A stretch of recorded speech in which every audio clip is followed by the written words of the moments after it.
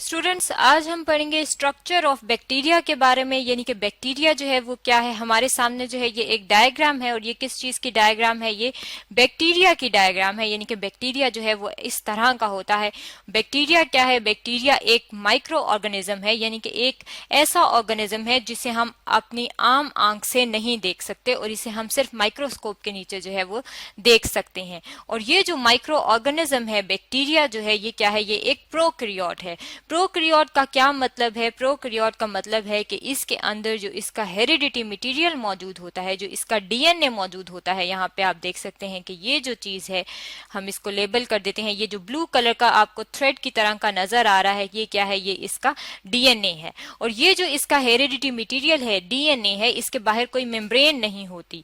जो प्रोकैरियोट्स होते हैं उनके डीएनए के बाहर मेम्ब्रेन जो है वो नहीं होती। अब अगर हम इसके स्ट्रक्चर की बात करें बैक्टीरिया की, तो इसके अंदर जो है ये एक तो डीएनए मौजूद है, इसके अलावा इसकी सेल वॉल है, इसके अंदर सेल मेम्ब्रेन मौजूद है और इसके अलावा इसके साथ जो है वो कुछ जो है वो स्ट्रक्चर्स अटैच होती हैं।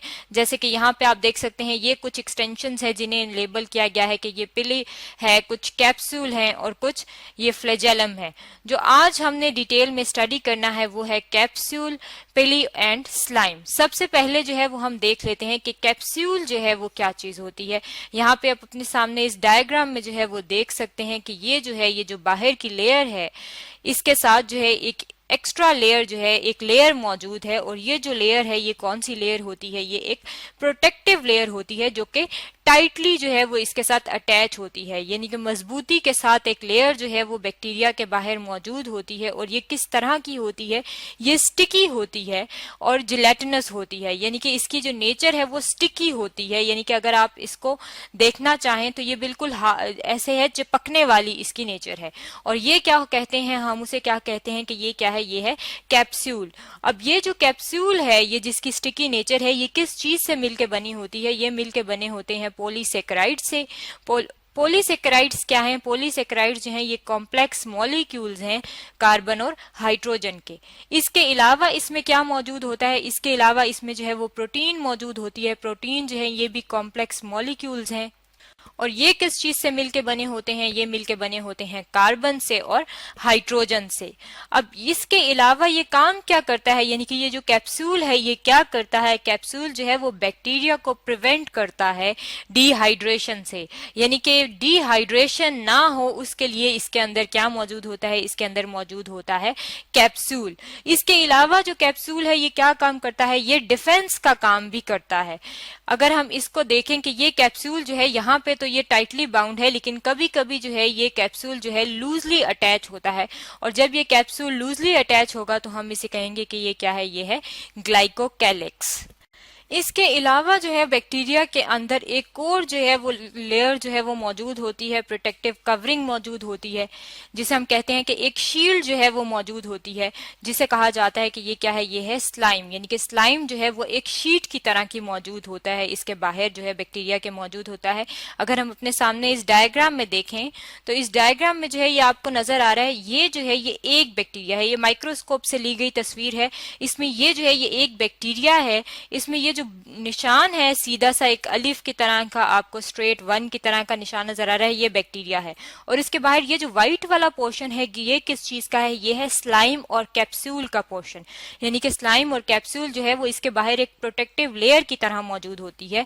और ये जो स्लाइम है ये किस चीज से मिलकर बनी होती है? ये भी मैक्रो मॉलिक्यूल से मिलकर बनी होती है। यानी कि लार्ज मॉलिक्यूल्स होते हैं, बहुत सारे छोटे छोटे मॉलिक्यूल्स जो हैं ये आपस में मिलके सेकेराइड्स के आपस में एक बड़ा मॉलिक्यूल बना देते हैं, जिसे कहा जाता है कि ये मैक्रो मॉलिक्यूल है। अब इसका काम क्या होता है? यानी कि स्लाइम जो है ये क्या करता है? ये प्रोवाइड करता है पैथोजेनिसिटी।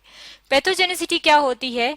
यानी कि जो बैक्टीरिया के अंदर ये जो इसके अंदर पैथोजन की कैरेक्टरिस्टिक होता है, यानी कि डिजीज जो जब बैक्टीरिया कहीं भी लगता है लिविंग ऑर्गेनिज्म में, उसके अंदर जाता है और डिजीज कॉज कर देता है, तो इस फीचर को हम कहते हैं वो बैक्टीरिया क्या है जो डिजीज कॉज करता है? वो है पैथोजेनिक बैक्टीरिया। और पैथोजेनिक बैक्टीरिया जो है वो उसको हम क्या कहते हैं कि ये पैथोजेनिसिटी जो है वो कॉज कर देता है। अब जब स्लाइम और कैप्सूल जो है वो मौजूद होते हैं, यहाँ पे आप देख सकते हैं कि ये क्या है? स्लाइम जो है वो इस तरह की स्ट्रक्चर जो है वो देता है और जो कैप्सूल है वो इस तरह की स्ट्रक्चर जो है वो दे देता है बैक्टीरिया के बाहर। जब ये दोनों जो है वो मौजूद होंगे बैक्टीरिया में तो ये क्या करेंगे, ये डिजीज कॉज करेंगे। और अगर ये ना हो, यानी कि स्लाइम और कैप्सूल जो है ये ना हो, तो इसका मतलब है कि वो बैक्टीरिया जो है वो डिजीज कॉज नहीं कर सकता। इसके अलावा जो बैक्टीरिया की अगर हम दोबारा से उसकी स्ट्रक्चर को देखना चाहें, यहाँ पे आप देख सकते हैं कि एक चीज जो थी उसको हमने मेंशन किया था कि ये क्या है, यहाँ पे एक्सटेंशंस हैं बैक्टीरिया के सरफेस पे, जिसे कहा गया था कि ये पेलय हैं। अब अगर हम इसी को और स्टडी करें तो ये पेलय जो है ये क्या है, ये होलो स्ट्रक्चर्स होती हैं। और होलो स्ट्रक्चर्स किस तरह की होती हैं, नॉन हेलिकल होती हैं। हेलिकल किस चीज को कहते हैं, कोई भी चीज जब ट्विस्टेड होती है यानी कि इस तरह की होती है, ये ट्विस्टेड सी चीज होती है, इसे कहते हैं हेलिकल। ये नॉन हेलिकल का मतलब है कि ये इस तरह की टेढ़ी नहीं होगी बल्कि स्ट्रेट होगी। अगर आप अपने सामने इस डायग्राम में देखें तो ये आपको क्या नजर आ रहा है, एक बैक्टीरिया नजर आ रहा है, और उसके साथ ये जो है ये क्या है, ये इसके दिखाई गई है कि ये इसके अंदर पेलय मौजूद है।